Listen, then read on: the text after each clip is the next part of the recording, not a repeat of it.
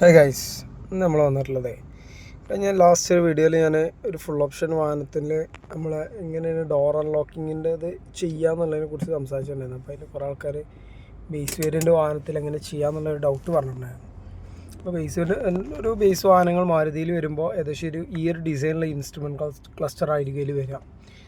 ഇപ്പോൾ രണ്ട് രീതി ചെയ്യാം. നമുക്ക് ഇതേപോലെ ഒരു ടച്ച് സ്ക്രീൻ വരുന്ന ഒരു വാഹനമാണെന്നുണ്ടെങ്കിൽ ഈ ടച്ച് സ്ക്രീനിൽ നിന്ന് നമുക്ക് ഈ ഇൻഫർടൈൻമെൻറ്റ് സിസ്റ്റത്തിൽ നിന്ന് ചെയ്യാൻ പറ്റും, അല്ലെങ്കിൽ ഈ മീറ്റർ കൺസോളിൽ തന്നെ നമുക്ക് ചെയ്യാം.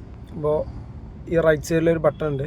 ഇതേപോലെ ലോങ് പ്രസ് ചെയ്ത് കഴിഞ്ഞാൽ നമുക്ക് ഡോർ എന്ന് പറഞ്ഞ ഓപ്ഷൻ വരും.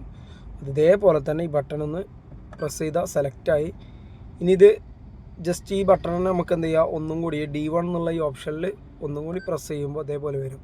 നമുക്ക് ഇത് താഴോട്ടുള്ള ഓപ്ഷനിലോട്ട് പോകണമെന്നുണ്ടെങ്കിൽ ഇത് ട്വിസ്റ്റ് ചെയ്യാൻ പറ്റും.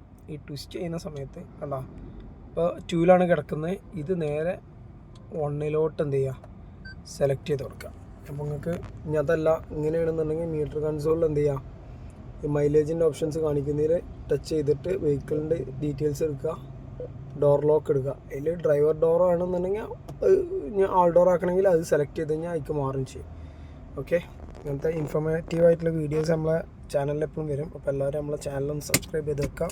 അതുമാതിരി ഇൻസ്റ്റാഗ്രാം ഒന്ന് ഫോളോ ചെയ്ത് വെക്കാം.